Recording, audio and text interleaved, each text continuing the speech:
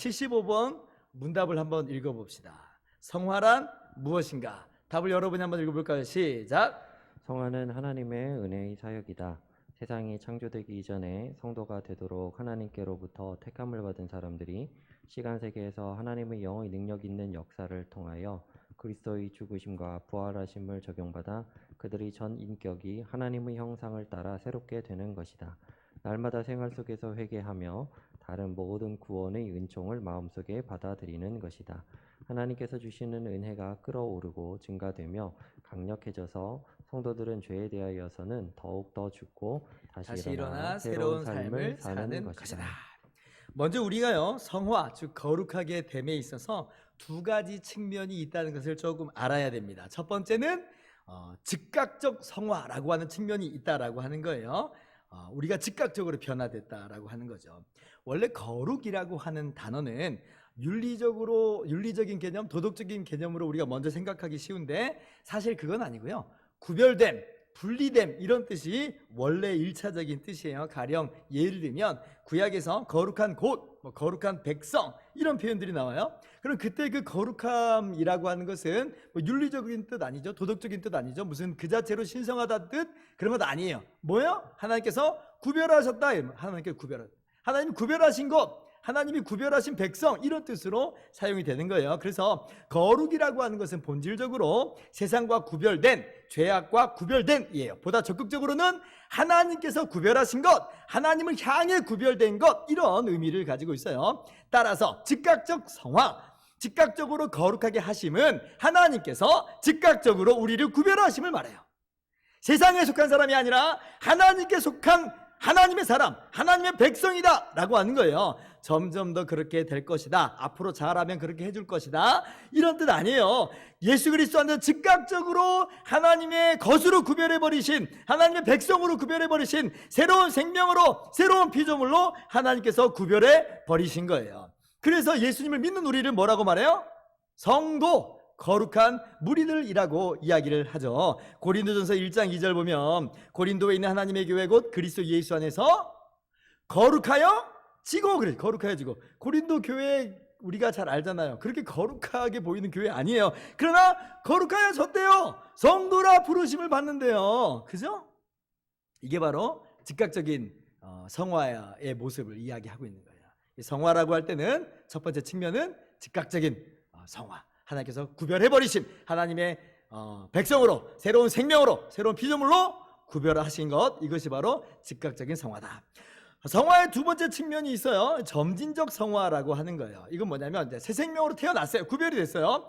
자, 새 생명으로 태어났는데 우리 삶 가운데서도 새로운 아기가 응애 태어나면 그 자체로 완전한 인간이지만, 새로운 생명이지만 어때요? 성인이 되면서 점점 자라는 그런 측면을 가지고 있잖아요. 그래서 이 점진적 측면은 바로 그런 거예요. 새 생명이 새 생명 가운데 행하는 것, 새 생명이 점점 더 성숙하고 아름답게 닮아가는 것, 더 예수님을 닮아가고 또 윤리적으로 도덕적으로는 더 죄를 버리는 그러한 모습으로 나타나게 된다라고 하는 것을 점진적 성화라고 그래요. 이 두 가지 측면 다 알고 있어야 돼요. 우리 대요리 문답이 집중하고 있는 부분은 이 성화의 두 번째 측면, 점진적 성화를 말하는 거예요. 그래도 우리가 첫 번째 측면은 잊어버리면 안 돼요. 그걸 알아야지 오늘 내용이 전부 다 들어올 수가 있기 때문에 그렇습니다. 자, 그래서 오늘 우리 대요리 문답, 우리 75번 문답의 첫 번째 문장이 뭐예요? 성화는 하나님의 은혜의 사역이다. 그렇게 얘기해요. 은혜의 사역이다. 앞에 칭이나 양자됨에 있어서는 하나님의 은혜의 행위다 그래서 행위다. 근데 일부러 다른 단어를 사용하고 있어요. 왜 그랬을까요? 이유가 있어요. 칭이나 양자되면 단회적으로 완성되는 거예요. 그죠? 그런데 성화는 그런 측면도 있지만 점진적 성격이 있어요. 그러니까 사역이다라고 하는 거예요. 행위다 해가지고 끝나버린 것으로 말하는 게 아니라 점점 더 그렇게 만들어 가시는 하나님의 또한 일하심을 이야기하고 싶어서, 그래서 은혜의 사역이다 이런 단어를 골라서 썼습니다. 자, 그러면 이러한 성화의 모습에 이제 세 가지 양상이 있다는 것을 우리가 알아야 될 텐데 하나하나 말씀을 보면서 살펴봅시다. 첫 번째로는 성화라고 하는 것은요, 우리의 전 인격이 하나님의 형상을 따라 새롭게 되는 거예요. 하나님을 닮는다는 거예요. 고린도전서 6장 11절 너희 중에 이와 같은 자들이 있더니 주 예수 그리스도의 이름과 우리 하나님의 성령 안에서 씻음과 거룩함과 의롭다 하심을 받았느니라. 자, 에베소서 4장 23절 24절 여러분 읽습니다. 시작. 오직 너희의 심령이 새롭게 되어 하나님을 따라 의와 진리의 거룩함으로 지으심을 받은 새 사람을 입으라. 자, 보세요. 에베소서 4장 24절을 보면 지금 새 사람이 아니기 때문에 새 사람을 입으라는 것인가? 이런 생각이 언뜻 드는데요. 그러나 고린도전서 6장 11절 보세요. 이미 거룩함을 받았잖아요. 이미 새로운 존재가 된 거예요. 이걸 즉각적 성화라고 그랬어요. 자, 그렇기 때문에 지금 새 사람을 입으라고 하는 것은 새 사람이 아니기 때문에 새 사람을 입으라는 게 아니라 새 사람이므로 새 사람에 걸맞는 옷을 입으라라고 하는 그런 의미에서 새 사람을 입으라라고 하는 거예요. 어떤 옷이냐? 어떤 옷이냐? 새 사람 옷? 그게 뭐냐 도대체? 라고 할 때에 하나님을 따라 의와 진리의 거룩함으로 지으심을 받은, 그렇게 얘기하죠. 그러니까 하나님을 닮은, 하나님의 형상을 닮으라는 거예요. 의와 거룩한 삶을 그래서 살아가라는 것이 바로 이 성화의 적극적인 모습이에요. 우리가 거룩해진다 라고 할 때는, 거룩한 삶을 산다 라고 할 때는 기억하세요. 의에 대해서 사는 거예요. 거룩에 대해서 사는 거예요. 하나님을 닮아가는 거예요. 예수 그리스도를 닮아가는 거예요. 이것이 바로 성화의 모습입니다. 두 번째 성화의 모습은 뭐냐면 날마다 회개하는 거예요. 우리의 죄를 회개하는 거죠. 요한일서 3장 9절 보면 하나님께로부터 난 자마다 죄를 짓지 아니하나니 이는 하나님의 씨가 그의 속에 거함이요 그도 범죄하지 못하는 것은 하나님께로부터 났음이라. 이 구절 보니까 우리 그리스도인들은 그럼 더 이상 죄를 짓지 않는 그런 사람으로 변화된 것인가? 이렇게 오해할 만한데 그런 뜻이 아닙니다. 우리가 읽지는 않았지만 요한일서 1장 8절 말씀 보면 우리가 죄가 없다고 말하면 스스로 속이는 자라고 말해요. 우리가 죄 없는 존재가 아니라는 거예요. 그럼 이거 무슨 말일까? 이건 뭐예요? 날마다 회개하는 삶, 날마다 죄를 죽이는 삶을 요구하고 있는 거예요. 그만큼 우리의 점진적 성화의 삶은, 우리가 거룩하게 되어지는 그러한 삶의 모습은요 정말 치열한 거예요. 어쩌면 하루도 빠짐없이 회개해야 될 것입니다. 회개하지 않으면 구원 못 받는다는 얘기가 아니라 우리 안에 있는 죄악에 대해서 슬퍼하고 미워하는 삶이 매일매일 계속돼야 되고, 다시는 죄를 짓지 않으리라고 하는 그 다짐이 항상 계속돼야 되는 거예요. 이것이 바로 회개하는 삶, 죄를 죽이는 삶, 죄를 죽이는 삶. 그러니 우리 기독교인의 삶이 얼마나 깨끗하게 진행이 되겠어요. 여러분, 이러한 이 회개가 빠진 기독교인의 삶은 뭔가 지금 잘못하고 있는 거예요. 우리 개신교가 뭐 성화가 약하다, 뭐 이런 어떤 세간의 평가들이 좀 있어요. 절대 그렇지 않아요. 절대 그렇지 않아요. 잘못 배운 거예요. 종교개혁자들은 성화를 절대로 약화시키지 않아요. 거룩한 삶에 대해서 절대 강조하지 않은 적이 없어요. 않은 적이 없어요. 우리가 설교를 들을 때도 그래서 예배당에 와서 하나님 말씀 들을 때 복음을 들어요. 그죠?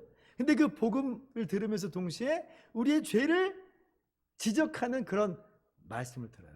때때로는 그 말씀이 아파요. 교회 와서 주일날 와서는 좀 좋은 얘기만 듣고 싶을 때가 있어요. 그런데 아니요, 그러면 안 돼요. 복음을 들어야 됩니다. 복음이 중심이에요. 그 복음 안에서 그러나 우리의 연약함과 우리의 죄악과 허물들을 낱낱이 드러내야 돼요.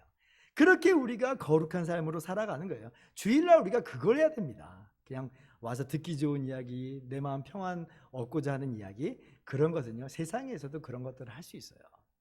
우리는 본질적으로 그런 것들을 뛰어넘고 있다는 걸 여러분이 꼭 기억하셔야 됩니다. 세 번째 성화의 측면, 이 성화는요 하나님을 닮음, 그리고 이제 죄를 회개함, 이 두 모습이 있잖아요.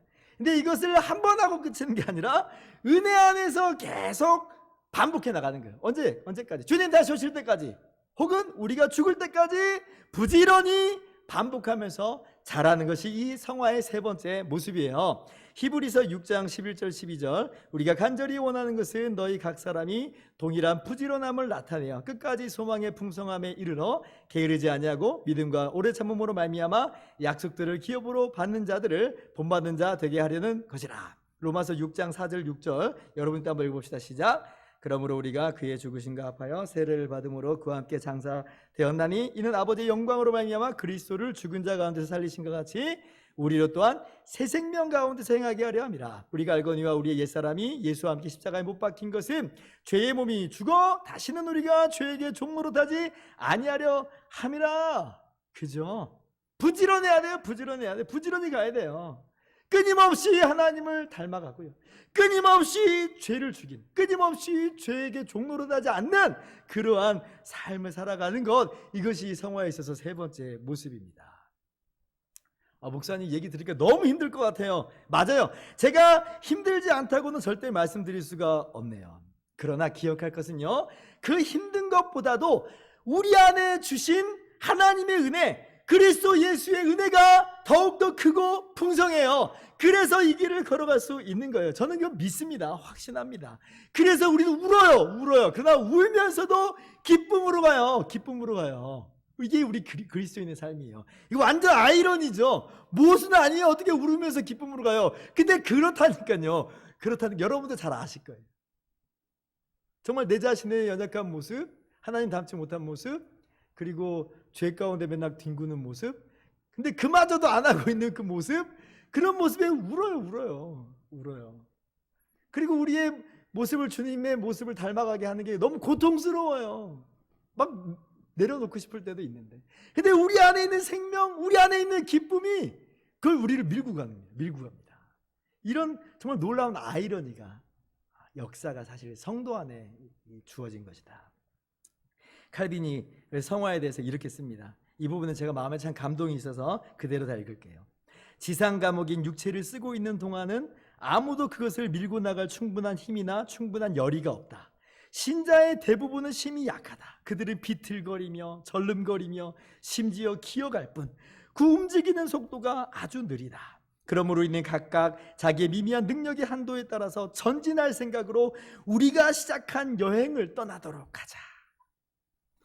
비틀거리더라도 가자. 절름거리더라도 가자. 기어서라도 가자. 군뱅이라도 가자. 멈추지 말고 우리의 전생에 걸쳐서 이 성화의 삶을 살자라고 하는 거죠. 누가 그러더라고요. 달팽이 엄청 느리잖아요. 그러나 노아방주를 못할 만큼 느리진 않았다. 그렇게 얘기해요. 우리도 우리의 연약한 모습, 우리의 느림에 너무 속상해서 울 때가 많지만 낙심하지 마세요. 목표를 향해서 주님 오시는 그날까지 날마다 기어가자고요. 이것이 바로 우리의 성화의 모습이다. 감사한 것은 이러한 우리의 성화에 있어서 주님께서 주신 두 가지 축복이 있어요. 아까도 얘기했듯이 첫째로 하나님께서 이미 주신 구원의 은혜가 더 크다는 거예요. 날마다 우리 안에 새로운 힘으로 그게 더 작동을 합니다. 마치 권투 선수가 링 위에서 막 거칠게 싸우다가 저기 땡땡땡 울리면 자기 자리로 돌아가잖아요. 그래서 훅훅훅 하면서 쉼을 얻어요. 다시 이 기운 충전돼가지고 또 이제 링에서 싸우는 거죠. 마찬가지로 우리를 구원하신 그 놀라운 구원은, 예수 그리스도의 그 구원의 은혜는 우리에게 날마다 샘솟는 힘이 된다. 마르지 않는 샘이 돼요. 그래서 우리가 나아갈 수 있는 거예요. 이게 첫 번째 성화에 있어서 주신 축복입니다. 두 번째는요, 이 성화의 삶에 있어서 우리 홀로 싸우는 것은 아니라는 거예요. 누가 우리와 함께 우리를 도우시냐면 성령께서 우리를 도와서 이 거룩한 삶을 살게 하십니다. 그래서 아까 은혜의 사역이라고 그랬잖아요. 제가 권투 선수 비유를 들긴 했지만 사실 다른 점이 있어요. 뭐냐면 권투는 혼자 싸우잖아요. 근데 이 거룩의 삶은요, 싸움은요, 우리 혼자가 아니에요. 성령께서 같이 싸우시는 거예요. 그래서 좀 더 자세히, 좀 더 정확한 예를 들면 이건 프로레슬링 태그팀 경기와도 같아요. 성령 하나님하고 우리하고 한 팀이 돼서 나아가고 있는 거예요. 우리가 막 원수들에 의해서, 마귀에 의해서 넉다운이 될 때가 있어요. 그래서 원수가 우리 몸을 딱 뜯고 원, 투 막 그래요. 우리가 질 것 같아요. 근데 그때 성령께서 딱 마귀를 밟아요. 그럼 마귀가 벌러덩 넘어지는 거예요. 우리가 쓰리 그래가지고 패배로 끝나지 않는단 말이에요. 심지어는 성령께서 우리 손을 딱 붙잡고 원수의 목을 딱 치는 거예요. 우리는 막 비틀비틀 거리면서 헬렐레 거리고 있는데 성령께서 이 손 붙잡고 원수의 목을 치게 한다니까요. 그래서 원수가 막 또 나가 떨어져요. 그래서 우리가 이 싸움에서 불리한 것 같은데 우리가 불리하지 않습니다. 누가 불리해요? 마귀가 불리해요. 마귀가. 왜냐하면 이 성화의 삶에 있어서 성령께서 우리의 삶에 동행하시기 때문에 그래요. 성령은 거룩의 영이에요. 우리를 거룩하게 하시는 영이에요. 성령께서 우리 안에 이 성화의 삶을 살 수 있도록 함께 역사하고 계세요. 그래서 우리가 성화의 삶을 살 수가 있다. 신나죠? 오해하지 마세요. 성화 저절로 되는 거 아니에요. 칭이나 양자됨은 우리가 한 거 하나도 없습니다. 정말 이건 우리 노력이 없어요. 그러나 성화는, 특별히 점진적 성화는 성령의 도우심을 힘입어 우리의 의지와 노력이 쏟아부어져야 돼요. 이게 성화의 삶입니다. 성령께서 함께 하시니까, 주님의 놀라우신 구원의 은혜가 우리를 날마다 새롭게 세임 주시니까 힘차게 나갑시다. 안 계셔서 제가 말하기는 참 애매한데, 자, 그러신 여러분들은 다 함께 아멘 하세요. 자, 그러면 76번 문답으로 한번 가봅시다. 생명을 얻는 회개는 무엇인가 하는 거예요. 생명을 얻는 회개는 무엇인가. 자, 성화를 얘기하다가 제가 안 읽었네요. 자, 성화를 얘기하다가 갑자기 왜 생명 얻는 회개에 대해서 언급하고 있는가, 이 배경을 좀 알아야 돼요. 우리가 회개하고 예수님을 믿어 구원을 받잖아요. 회개하고 믿는다, 이거 회심이라고 해요. 자, 그런데 믿음은 우리가 전에 칭의를 함께 배우면서 다뤘어요. 자, 회개는 지금 성화를 다루면서 성화와 연관지어서 지금 언급하고 있는 거예요. 자, 근데 우리가 기억해야 될 게 있어요. 자, 우리가 이것들을 구별하면서 지금 설명을 하고 있지만 사실은 이것들이 분리될 수 없는 한 덩어리라고 하는 거예요. 칭의와 성화는 구별해서 설명해야 하지만, 그러나 분리할 수 없는 한 구원의 이중적 측면이에요. 칼빈은 그래서 그리스도와의 연합에 의해서 칭의와 성화라는 이중의 은혜가 동시에 주어진다고 해요. 자, 마찬가지로 구원받는 것에 있어서의 회개와 믿음은 분리할 수 없습니다. 그러나 이것도 마찬가지로 칭의와 성화를 구별해서 설명하듯이 이것을 구별하여 설명할 필요가 있는 거예요. 그래서 믿음은 칭의와 연관지어서, 그리고 회개는 성화와 연관지어서 구별하여 설명하고 있는 것이다. 이것을 여러분 좀 인지하면서 함께 나가야 되겠습니다. 자, 답을 한번 여러분 같이 읽어볼까요? 시작. 생명을 얻게 하는 회개는 구원의 은혜이다. 그것은 죄인의 마음에 하나님의 영과 말씀을 통하여 일어나는 것이다. 사람이 보지도 못하고 깨닫지도 못하는 지경에 있을 뿐 아니라 더럽고 추한 죄 가운데 있더라도 그리스도 안에 나타난 하나님의 자비를 깨닫고 참회하면서 자기 죄에 대하여 슬퍼하고 죄를 미워하는 것이다.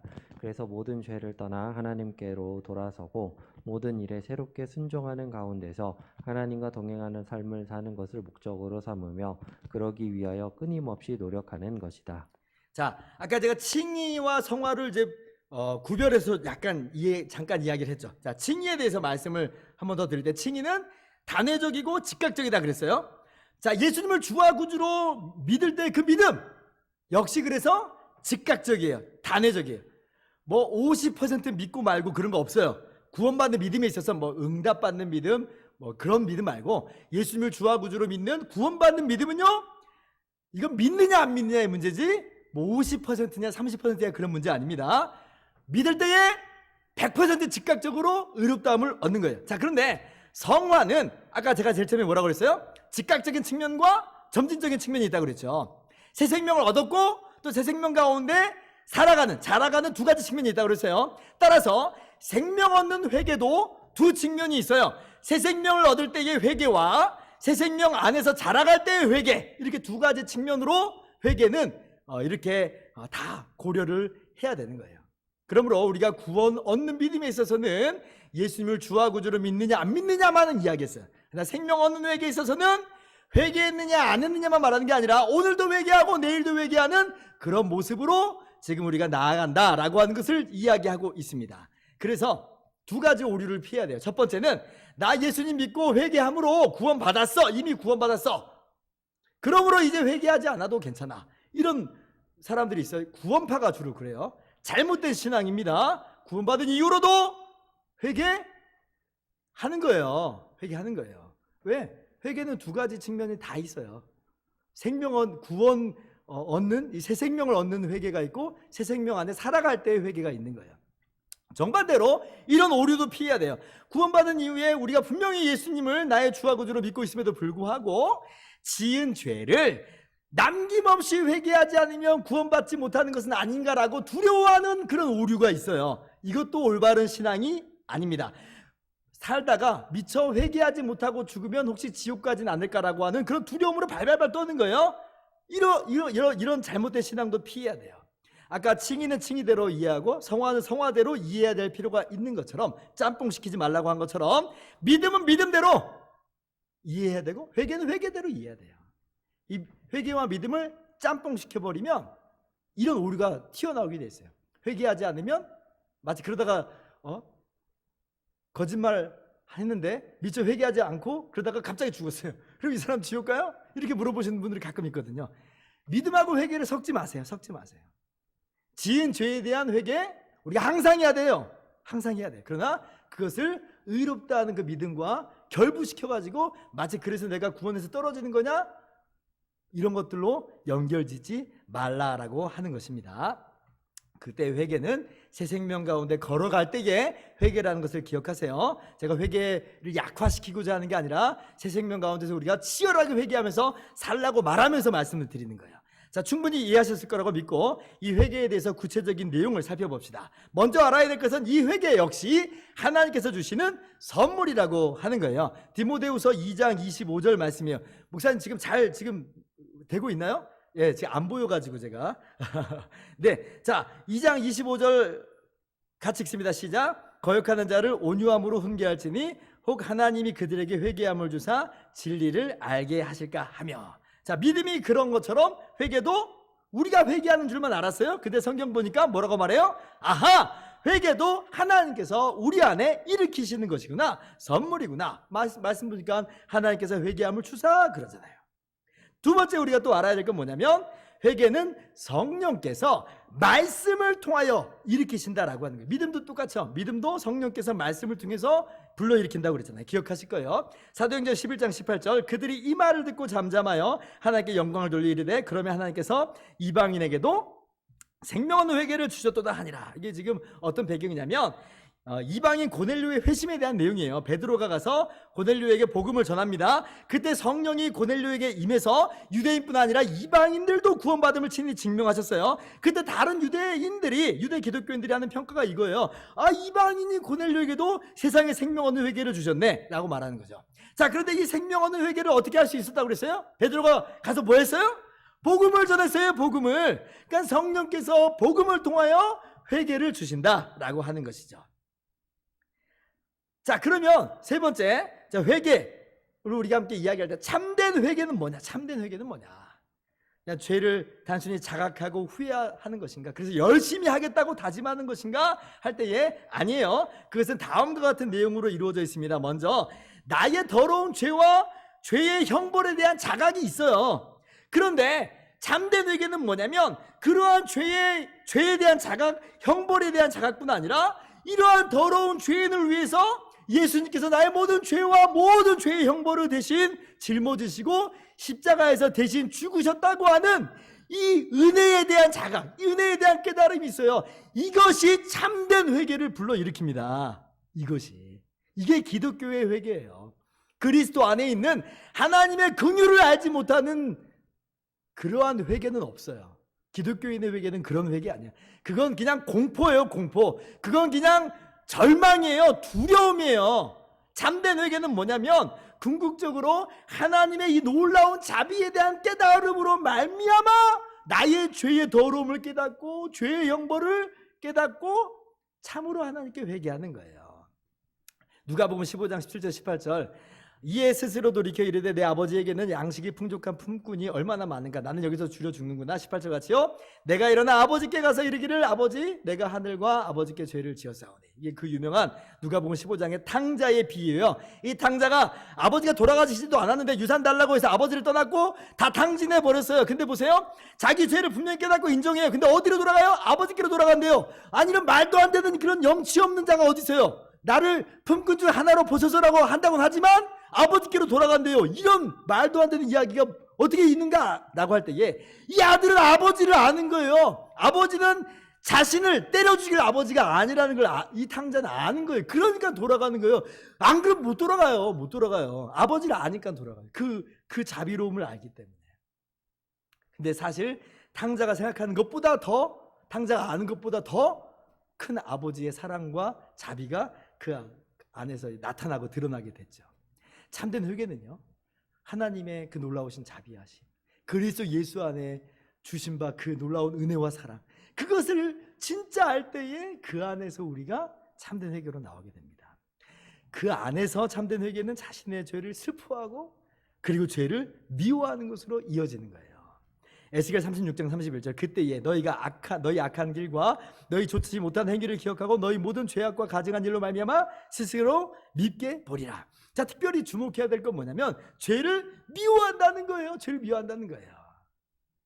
그 죄로 인해서 내가 더럽혀졌음을 알기 때문에, 그 죄가 나를 사망으로 밀어넣었음을 알기 때문에, 주님 아니었으면 주님이 나를 살려주셨기에 망정이지 이 죄 때문에 내가 꼼짝없이 빠져 죽은 것을 알기 때문에 죄를 미워하는 거예요. 마치 예를 들면 이런 겁니다. 제가 옛날에도 이런 예를 든 적이 있는데, 누가 나를 밀어서 물에 빠졌어요. 그래서 허우적거리는데 수영 잘하는 사람이 건져줬어요. 그러면 나를 건져주신 분에 대해서 무한한 감사를 표시하죠. 동시에 나를 밀은 그 사람은 멱살을 붙잡고, 야 이놈, 너 때문에 내가 죽었었어 라고 멱살을 잡는 거예요. 죄를 미워하는 것은 이거예요. 존 버년 목사님은 그래서 이 참된 회개에 있어서 이 죄를 미워함을 굉장히 강조합니다. 이게 참된 회개의 특징이라고까지 이야기를 해요. 오늘 대유리 문답도 말하는 바가 바로 그거예요. 여러분, 죄를 미워하십니까? 이 죄 때문에 내가 죽었었다라고 그 멱살을 잡아야 됩니다. 이게 참된 회개예요. 그리고 참된 회개는 그렇게 죄를 미워하고 이제는 돌이켜요. 에스겔 14장 6절 같이 읽습니다. 시작. 그런즉 너는 이스라엘 족속에게 이르기를, 주 여호와의 말씀에 너희는 마음을 돌이켜 우상을 떠나고 얼굴을 돌려 모든 가증한 것을 떠나라. 자, 죄를 슬퍼하고 미워하는 것만 아니라 돌이키는 거예요. 돌이키는 건 방향을 전환하는 거죠. 참된 회개는 죄를 슬퍼하고 미워하고 그 자리에 있는 게 아니고, 그 자리에 그냥 그 방향 그대로 있는 게 아니라 돌이키는 거예요.